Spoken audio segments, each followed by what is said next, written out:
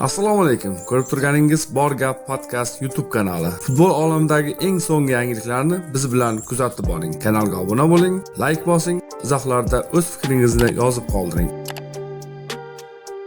44 yoshli Michael Carrick 2026-yilning 13-yanvardan beri Manchester Unitedning vaqtinchalik bosh murabbiyi bo'lib ishlab kelmoqda. Yangi bitim 2+1 ko'rinishda yoki 3 yillik tuziladi.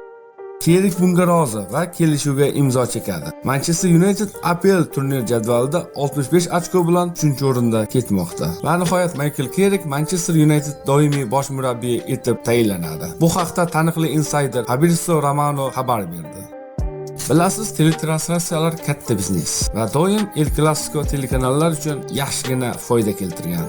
So'nggi Clasico'ni esa Saudiya chempionati Ar-Riyod derbisi ortda qoldirib 650 million inson bevosita jonli tomosha qilgan. El Clasico'ni esa 6 million. Ha, nima ham derdik. Ronaldo effekti.